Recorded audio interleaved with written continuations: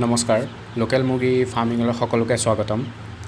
আপোনাৰ যদি মুৰ্গীৰ ভালদৰে ওজন বৃদ্ধি হোৱা নাই, যদি আপোনাৰ মুৰ্গীয়ে ভালদৰে ডিম পাৰি থকা নাই, আপুনি যদি মুৰ্গীত এণ্টিবায়'টিক আৰু গ্ৰোথ প্ৰমোটাৰৰ নামত খৰচ হোৱা পইচা বচাব বিচাৰিছে, আপুনি কম টকাৰ ব্যৱহাৰ কৰি আপোনাৰ মুৰ্গীৰ ওজন বেছিতকৈ বেছি কৰিব বিচাৰিছে, তেন্তে এই ভিডিঅ'টো শেষলৈকে চাব আৰু চেনেলটো ছাবস্ক্ৰাইব কৰা নাই যদি ছাবস্ক্ৰাইব কৰি ল'ব। আজিৰ এই ভিডিঅ'ত আদা আৰু নহৰুৰ কথা উল্লেখ কৰিম, যাক আপুনি antibiotic, antifungal, antiprotozoal, growth promoter, immune booster, antiviral হিচাপে ব্যৱহাৰ কৰিব পাৰিব।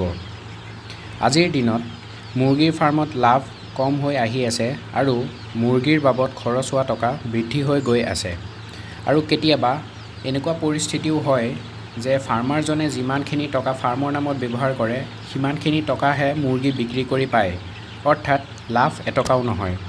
এতিয়া আলোচনা কৰিব লৈছোঁ যে আপোনাৰ ফাৰ্মত আদা আৰু নহৰু কেনেধৰণে কিহৰ বাবে ব্যৱহাৰ কৰিব।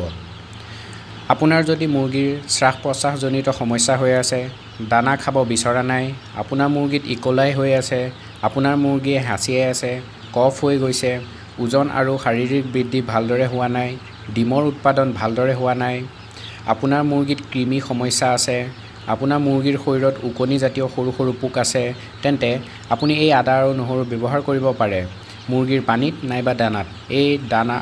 এই আদা আৰু নহৰু ব্যৱহাৰ কৰিলে অলপতে উল্লেখ কৰা সমস্যাকেইটাৰ পৰা আঁতৰি থাকিব পাৰি। তাৰোপৰি মুৰ্গীৰ হজম ভালদৰে হ'ব, ওজন বৃদ্ধি হ'ব, বেমাৰ আজাৰৰ পৰা দূৰত থাকিব, ৰোগ প্ৰতিৰোধ ক্ষমতা বৃদ্ধি হৈ যাব। আদা আৰু নহৰু আপুনি পানী আৰু দানা দুয়োটাতে ব্যৱহাৰ কৰিব পাৰিব। প্ৰথমতে আহিছোঁ নহৰু ব্যৱহাৰৰ ফালে। যদি নহৰু দানাত দিব বিচাৰিছে, তেন্তে 5 গ্ৰাম নহৰু 4 কেজি দানাৰ বাবে যথেষ্ট হয়। আৰু যদি পানীত ব্যৱহাৰ কৰিব বিচাৰিছে, তেন্তে 1 গ্ৰাম নহৰু 1 লিটাৰ পানীত 2 মিনিট বা 3 মিনিটৰ বাবে উতলাই পানীখিনি মুৰ্গীক দিব পাৰে। এতিয়া আহিছোঁ আদাৰ ব্যৱহাৰৰ দিশে। যদি দানাত দিব বিচাৰিছে, তেন্তে 4ৰ পৰা 5 গ্ৰাম 4 কেজি দানাৰ বাবে আদা যথেষ্ট হয়। আৰু যদি পানীত দিব বিচাৰিছে, তেন্তে 1 গ্ৰাম আদা প্ৰতি লিটাৰ পানীত দিব পাৰে।